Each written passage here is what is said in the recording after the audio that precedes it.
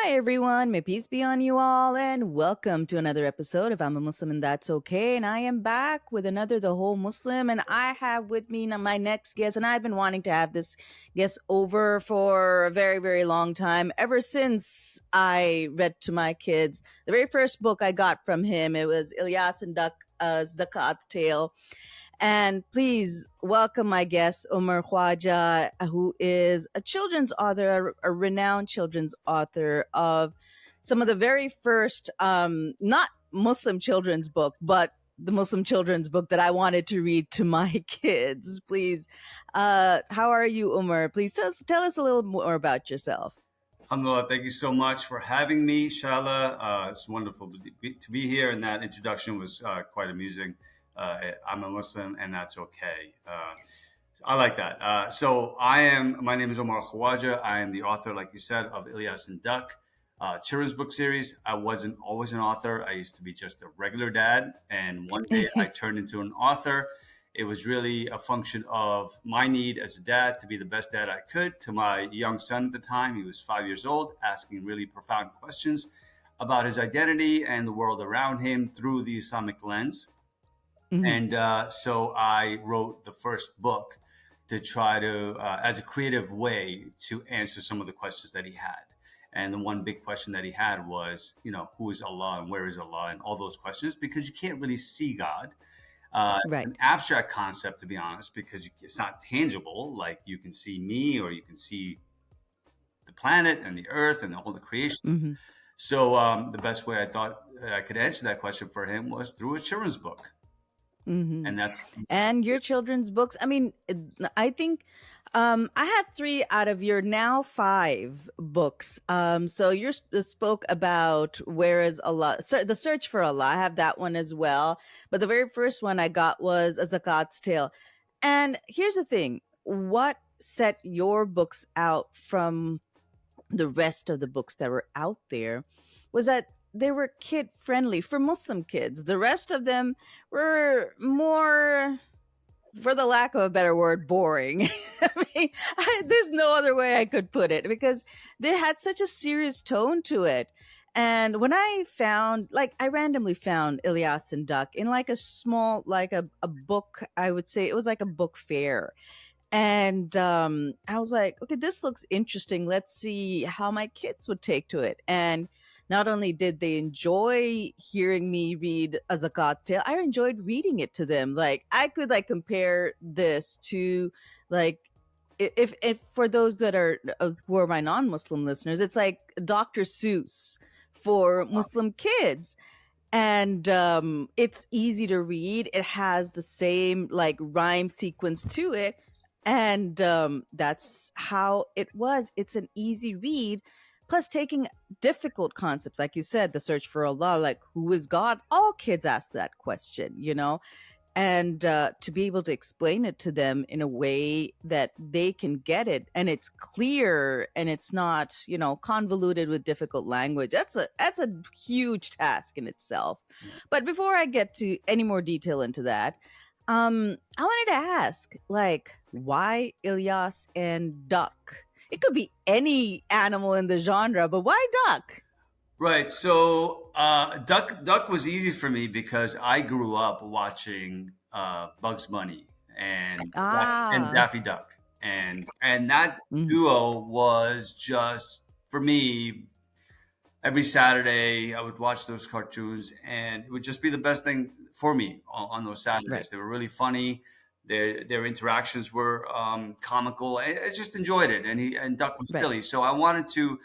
When I decided to write the first book, of course, you're going to need Right. characters to tell a story Right. for kids, and so it was natural for me to reflect back to my childhood and what I found to be interesting and what I found to be characters that I wanted to pay attention to, Mm. and I wanted a silly duck, and that's where Right. Duck came from. And so Ilyas, on the other hand, because dynamic duos are a thing, right? Right. They're a thing, right? Any more than two, it's not as great. It's a little bit difficult to tell a story with more than two. Less than two, you can tell a story, and it's a beautiful story. But I wanted a dynamic duo, and so I Right. wanted Ilyas was a young boy, is a young boy, kind of reflective of my young kid. And Hmm. although his name is not Ilyas, my son Hmm. at the time, his name is not Ilyas. Thank goodness, because I have two boys, and if I had done that, I would have to change things. You would have been in trouble. I would have had to change things around. So Ilyas came about because obviously, the name Ilyas is a prophet's name, but Right. it also means my Lord is my God. So when I was researching Mm, names, I came across Ilyas. I looked at the meaning. It meant my Lord is my God. And because the first book that I wrote was Ilyas and Duck's Search for Allah, right. Ilyas, meaning my Lord is my God, was a perfect fit. Not only that, the last reason why I kept Ilyas and Duck, because it just rolled off my tongue. I didn't have difficulty Right. saying it. So that's how I came about the duck. Well, not the duck, a duck. His name is Duck. Hmm. His And name's Duck. his name is Duck, just Duck. Because, Yeah. simple is better. And if you, and I have simple, like you mentioned that before, uh, making things that are complicated, making them simple is Hmm. really hard to do. Oh, yeah. Really hard to do. And so the more you can distill it down to a child's level and you can think Hmm. like a child, I think that's very important to do that in order to simplify things. Think from their perspective, not from your Right. perspective trying to educate them, but from their Right. perspective trying to receive the information and the questions that they have. I think changes everything. And that's what I've tried to Hmm. do with these characters and the stories and the naming of the characters and so forth. So Right. Right. And but that's the thing. You, as you said, and you mentioned this in your bio, that this was to like explain to your then 5-year-old, a really complex question. Who is Allah? Who is God? So did the answer come first or the book come first? So how did that come about? So actually, what you mentioned earlier, but just before also was the first thing I didn't do is to say I'm going to write a book. Hey, you have a question? I'm going to write Right. a book. That's not natural. That's Right. not what happens. Typically, what Right. happens is the children, the kids ask different questions, and there's different ways to answer them. So I know I read.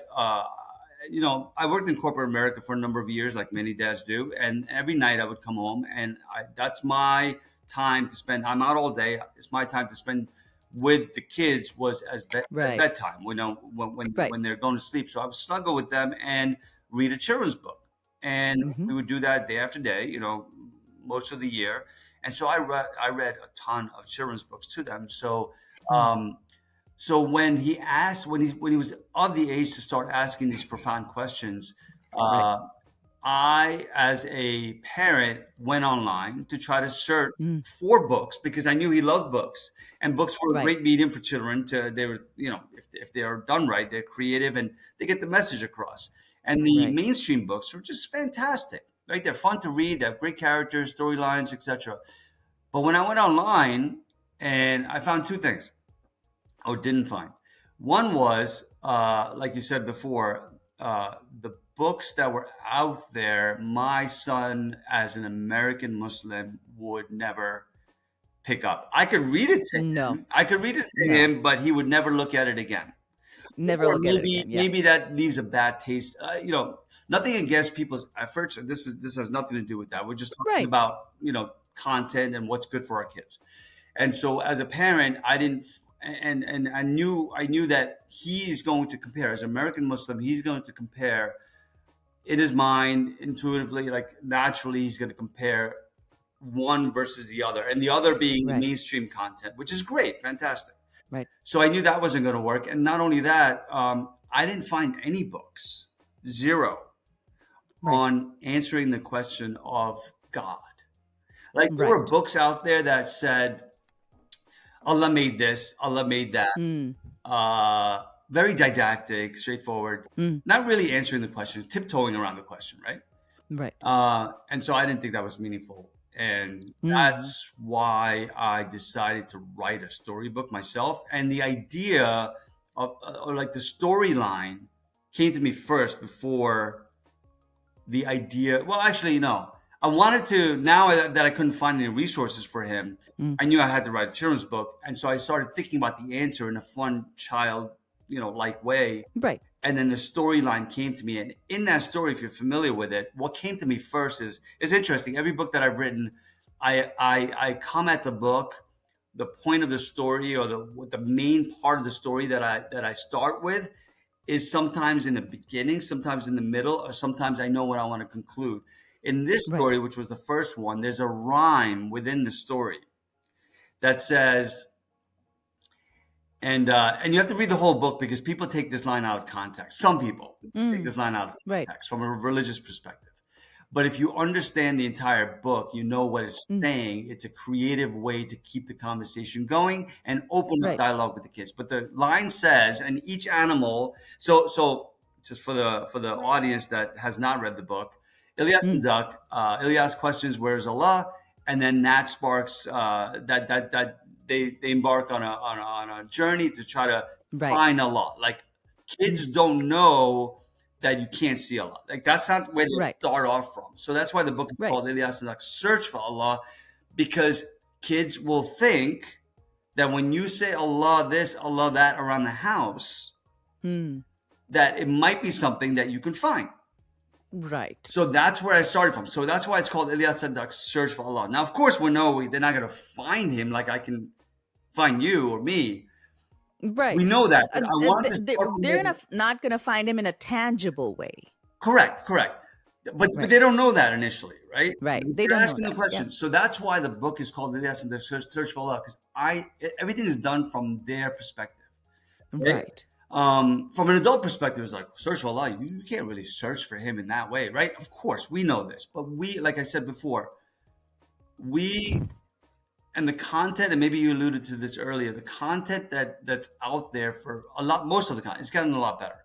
But the content Right. that has traditionally been out there for young Muslim kids has been from an adult perspective, teaching and regurgitating things to young Mm. kids in almost an adult way, with some Right. colorful characters here and there that really are Mm. not tied into the story. They're just there to facilitate the story because kids like color and characters. So because I understood that and that's what was available. I always like really get to the core of it and answer the question. That's why I said search for Allah. So then and then the question, where is Allah? They embark on this journey Mm. and they go to different parts of the world looking for Mm. God. They go to the top of the mountain, the highest mountain. They go to the bottom of the deepest ocean. They Mm. even end up in outer space. Space. So Yeah. in each landscape or each part of the world that they end up in, they come across Allah's creation in that Mm. part of the world. Right. Okay. And we know this as Allah's creation, but the story doesn't really make that very, very clear. But obviously, it's a natural thing. You're going to come across animals and Allah's creation. So in each part, the animal says, because Ilyas says, "Hey, we're looking for Allah. Do you know where we can find Him?"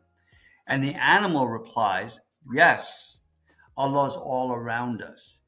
Mm. Made the mountains as tall as it can be, or they can be." Or he said, or another animal says, "Yes, Allah's all around us. He gave me gills so I can Mm. breathe," meaning when they're in the ocean. Underwater. So Yeah. each animal says something from their perspective, how Allah gave them this thing. And then they say, "But you can't see Allah like you can see me." All right. Right. And that's the key. That's the facilitator that keeps the story going from one part of the world to another part of the world. If you now, I don't want to get ahead of you here, but the part I want to make it clear that the part that Allah's all around us doesn't really mean Allah's all around us a in a un-Islamic sense, right? It means Mm. Allah's all around us from the animal's perspective because Right. of the creations. That's what they're relating to, and that Right. that is Right. made clear by the end of the book. Right. Yeah. And again, the thing is, if somebody finds that objectionable, it's more nitpicking than anything else. But the thing is, like, when I read the book, like this, not just the Search for Allah, a Zakat's Tale, and I had the fantastic festival of Eid al-Fitr as well. All of these books, what they do is like they take Islamic content, but make it so that even if you're not Muslim, and I have like when I have lots of non-Muslim friends, when they were asking like, we want to read books about other faiths and have better Yeah, understanding. I that's this is the first book I refer to them as Zakat's Tale, by Ilyas and Duck. That these books, like even if it's speaking of a very specific term, zakat, which is like a specific form of charity yeah, in Islam, it's in a way that is universally understandable. Like I think, like if for all the three books I have, the Zakat Tale is most remarkable to me because it takes a concept that for Muslims, like we have a tendency to complicate, but it expresses it in such a simple way that anybody could understand the importance of giving, of charity, yeah. without overcomplicating it with semantics. So it has to be this much, that much, so on and so forth. So I really like that book too. I have to say I like all the books. People ask me which one's your Mm. favorite book. I can't have a. It's like saying which one's your favorite child. You can't. Right, You can't right. say that. But there are like interesting elements in each one of those Mm. books that I've written that I enjoy. That I'm glad Right. that I was fortunate enough to have be able to create. Right, because you're Right. right. I think from an outside perspective, sometimes you look at that, and be like, wow, I didn't think about it like that. And the Zakat Right. book, there's a fairy tale in the middle of Mm. the book. So there's a Right. story, and then there's a fairy tale in the middle of the book. And the fairy tale is what rhymes. The rest of the story doesn't really rhyme, and that's Right. another. I want to cover that maybe later on the rhyming schemes that I try Mm. to employ. But so that to me, I think that when I wrote that story, first of all, there were no books on zakat. There are no storybooks. Right. Yeah, I think even No now there are storybooks. no storybooks on zakat at all. Mm-hmm. And I didn't, and I can understand why, because again, when people or the businesses or creators create content for kids, Mm. I really think that they're doing it from their perspective. And that's why they've Right. never written a book about zakat. But there's a fundamental concept. It's one of the five Mm. pillars of Islam. Yes, kids are a little young to understand the concept from an adult perspective, but Right. they're not too young to understand the concept from a human perspective, like Right. the giving part and what that Right. does. And also, what I think is interesting, and I say this to the families and the parents that attend the Ilyas and Duck show, which I do all around the country and sometimes around the world, is that when I present that book and I say, Mm. parents, um, I am going to teach your kids macroeconomics. Okay. And then they Right. laugh and they laugh, but it's true. If you read that Right. middle part of the book, it's macroeconomics. I think that was a function Right. of, there's a creative part of my brain, and then there's a financial part of my brain. Financial. Yeah, that's why that's where your background is. But that's great. Yeah, so I think that kind of got it jumbled up here when the Zakat story came about in my mind, and I was like, this is just fantastic. So I was really excited to write it. Right, right. And that's the thing, like with all of your books, you even have a Ramadan book. I don't That's the only one I don't have. And with all of these books, it's just like it is taking what we consider Islamic concepts, but if I gave it to somebody who is not Muslim, like this has some of the Islamic concepts in it, just for exposure and all of these things, it'd be a simple read and not like full with Yeah, jargon that yeah. that even for like Muslim parents and Muslim kids be like, is this like it would be a little It's too bit much. Yeah, it's much too for much. kids, but yeah, it would be a little much for kids. Yeah. So that's the great thing about it. And but yeah, it's just that To that point, can I tell you a little sure, story? sure. Um, and I don't think this happens as much anymore because so when I wrote the Ilyas and Duck Search for Allah book, I was at a conference Mm, at a bazaar, mm, and there are many vendors at the bazaar, and there's some back then. This was like 10, 12 years ago, right? So right. there were some large resellers at the bazaar, and you rely on them because I'm just little old me, trying to sell a book and get into Mm, the hands of other people so they can enjoy what the right. content is. And so I can't do that all on my own. So you need these resellers that have access to people that don't, parents that I don't have access Right, right. to. So, true story. I went around. This was an Isna Bazaar. I went around. And I said, "Here's my book. Mm-hmm.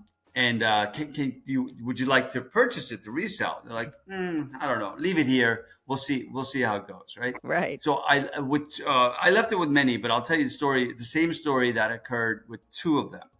Mm. And remember, mind you, this is early on. Ilyas and Duck was kind of like this, you know, like this anomaly, I would say, almost, Right. if I can say that, Right.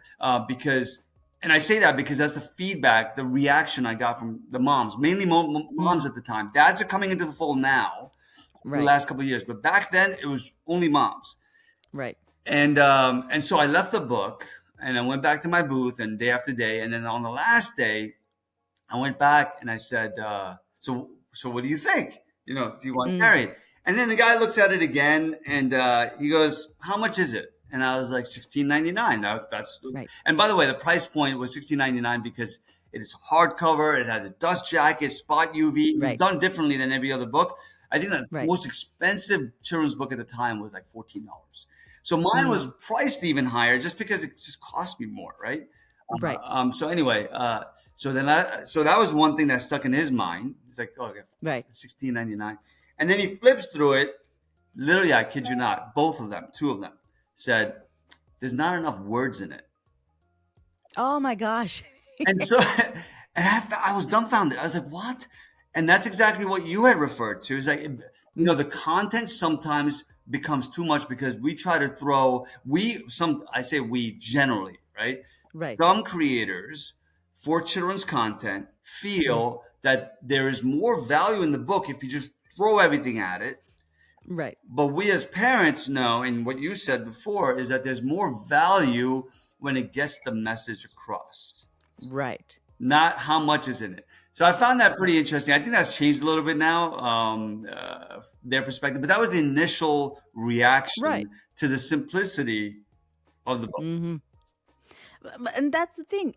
Again, at that time, when I found this book, this was like same thing. This was the 2017 Isna. I found it, and the Sakata was the first one I had found. And I bought it because this is the kind of book I was looking for. But all you had were the other books with like content was so complicated.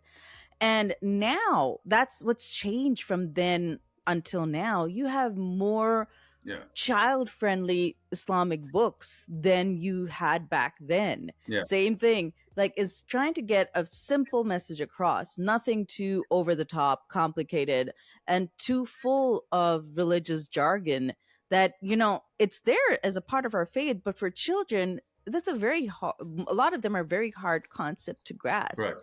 So, I mean, again, at that time, I really appreciated it. And I think the only complaint I have at this point is like my kids are too old for Ilyas and Duck, and I needed more Ilyas and Duck back then. Yeah. But the good news is you have just come out with a new Ilyas and Duck. So please tell us about that. I have. Thank you. So it's Ilyas and Duck Spectacular Salah. Hmm. And of course, this is the second pillar of Islam. And there's a theme Right. now, right? So when I first Right. wrote Ilyas and Duck Search for Allah, it was a need, just randomly wrote a book. Right. Then randomly wrote another book, Ilyas and Duck Fantastic Festival of Eid al-Fitr. But then the few other books Mm. I wrote after that just were topics I felt that were really important. Of course they are, because it's the five pillars of Islam. They just happen to land on those five pillars because Right. zakat is not a thing that people think about. But the story came to me, so I wrote it, and it happens to fall within the five pillars. And then when I realized I was doing the five pillars, I said I have to continue this because there is Right. no really, well, I don't know if there's any five pillars children's storybook set. I don't think there Mm. is. So then now I'm on that mission. I have to do Right. it. So Ilyas and the Spectacular Salah is the fourth pillar in the series. The fifth Mm. book currently being the Eid al-Fitr book. Right. So it's the fourth pillar, and I'm really excited about it because it is for a slightly older audience. I Mm. have to tell you this: it's not for a 4-year-old or a 5-year-old. Hmm.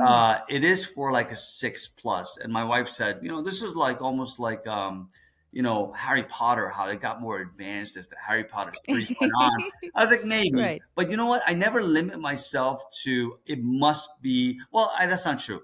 I do give myself constraints in some of the books, Right. my own constraints, because if Right. yeah, I need constraints, so I give myself constraints. But in terms of what I'm trying to communicate, Hmm. the story has to um, fulfill that need to communicate a Right. certain point about what I'm trying to say as an author through these Hmm. characters in the story.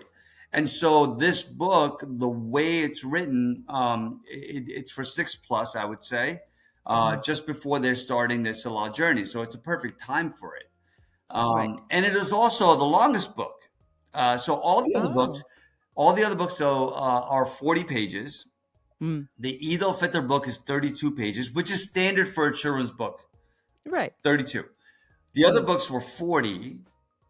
This one's 48. Oh, okay. 48.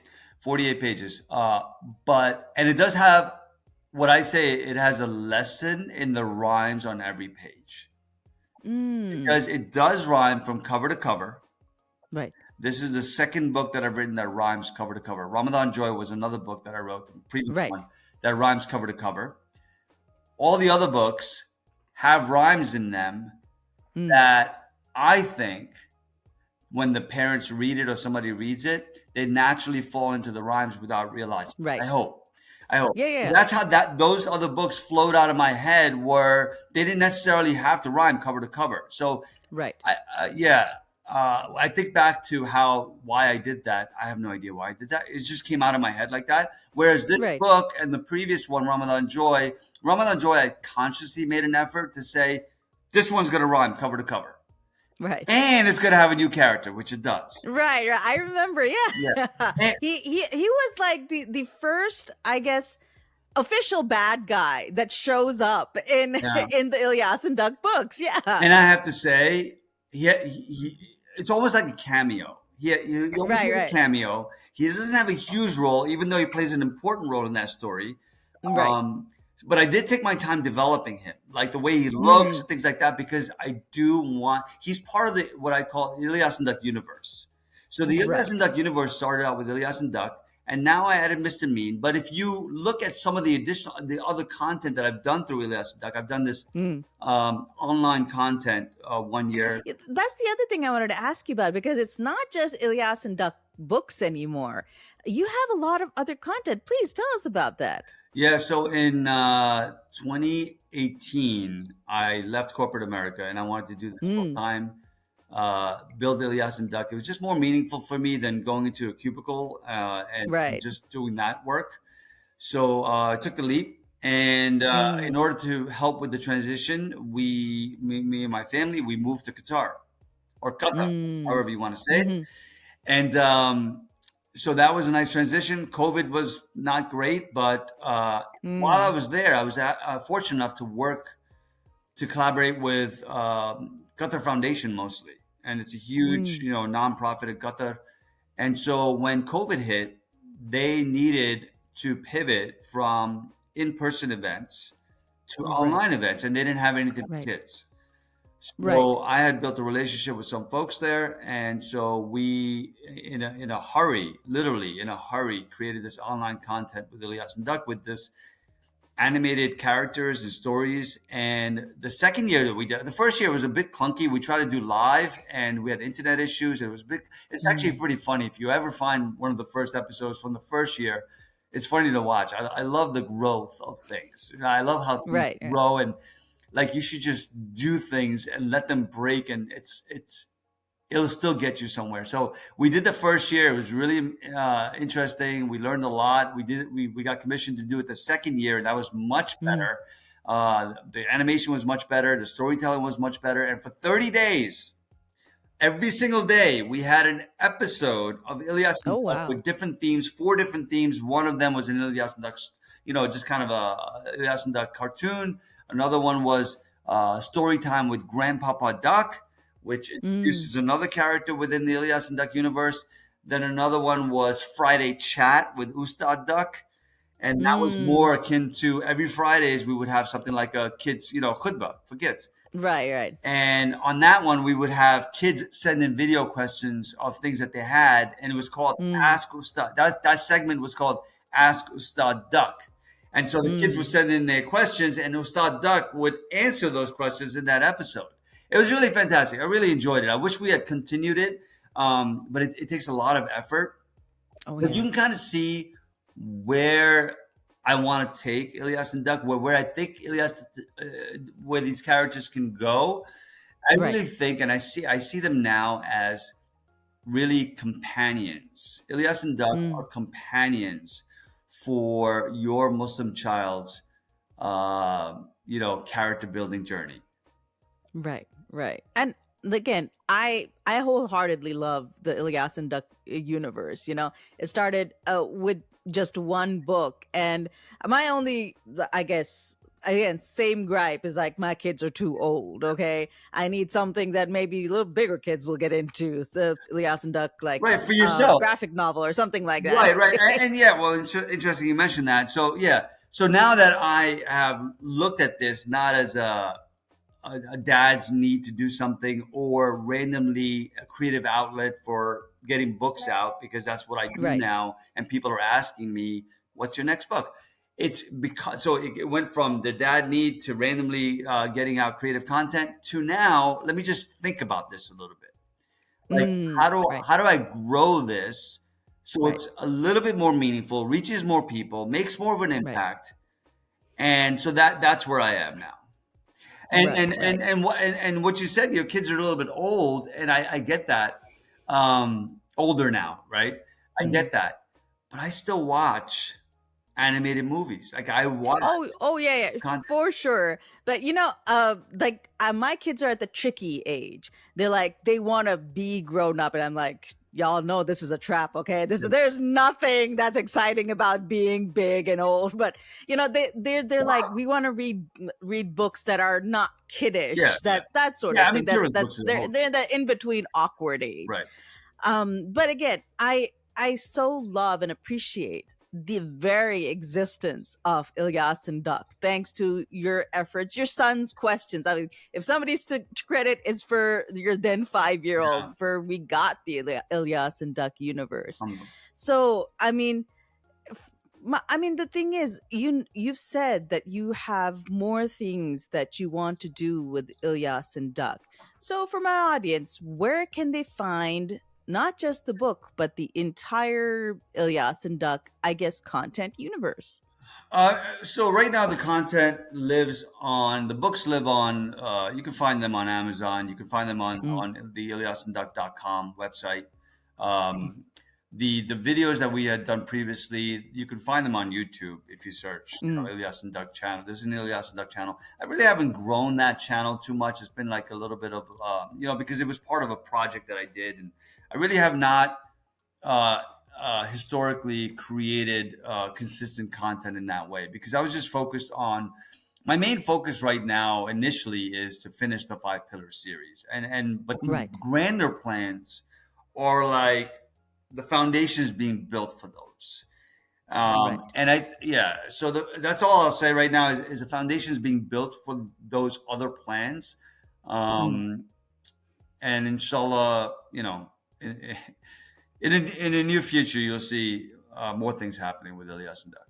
But right I now, can't I'm wait to. enjoying being out there. The shows that I do all over the country allow me to get the message out about Ilyas and Duck, get other, Right, make an impact, like face to face, meet the right. parents, and so I really enjoy that for now. And then inshallah, that'll translate into fans for life. Right, right. No, for sure. I think my last question would be is that Ilyas and Duck is your empire in a sense. Have you ever been curious about creating like another set of characters that is apart from Ilyas and Duck? Um, well, the answer is yes. The Mm, answer is yes, because I think when you say apart, to me, I look at everything as growing out of the Ilyas and Duck universe. Like totally separate, there has to be a need for it. Like I'm not right. randomly like I feel like I'm serving now at this point, Mm, parents, other parents like me that I was in need before, and I looked right, online and I right, couldn't find anything, so I had to right. do the hard work and create something for myself. I feel like there's many parents out there on a daily basis looking for needs, different needs for their kids Mm. in their, like I said, character building journey. And the journey changes over time, and the Right. journey is relative to a young boy, a young Mm. girl, living in the U.S., living in Canada, living overseas. So, so the way they like to receive the information is something that I'm very much in tune to.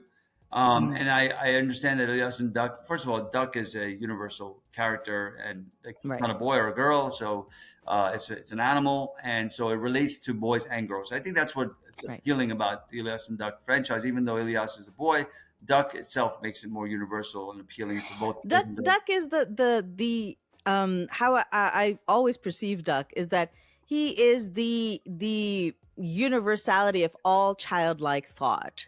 I mean, like in even your Ramadan story and in the zakat sale, you know, when we're fasting, the first thing the instinct is to get up, go eat something. Yeah. Or when people talk about money, they're like, oh, the money's mine, I can keep it, sort of thing. So he is the universal childlike spirit. Yeah, yeah.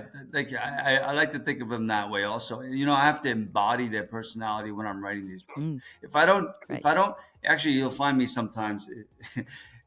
I'll say what I'm writing, and I'll Right. act out like the character to see if it makes sense. And then Right. oftentimes, that helps me rewrite the words in a certain way that fits the Right. character better. But going back to your question, I think there is an opportunity to create other characters that might address the needs for different age groups and different Mm, whatever. But for now, I think there's so much to do with Ilyas and Duck itself.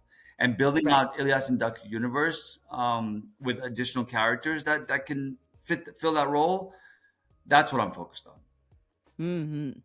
Now, I think again, I love the Gas and Duck books, and for everybody who's listening in, I'll put out the links to your website so that they can access your books and your other content as well. Because I think it's like in general, it's just so great. It's just a simple way for kids to be able to understand certain things, Muslim kids especially, that to understand things that seem like a big thing for them, especially when grown-ups talk about it. It seems out of reach, but Ilyas and Duck makes it so accessible. I think that's the fantastic part about it.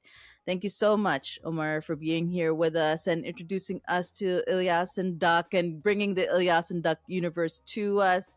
I'm praying for much success for the new Ilyas and Duck book and to all future ventures in the Ilyas and Duck universe. Thank you so much, So, Charlotte, for having me. This was very enjoyable, and best of luck to you and everything that you do and in this thank you so podcast. much. Appreciate it. Thank you so much. And thank you to everybody who's listened in and watched us on YouTube. Y'all take care of yourself and may peace be on you all.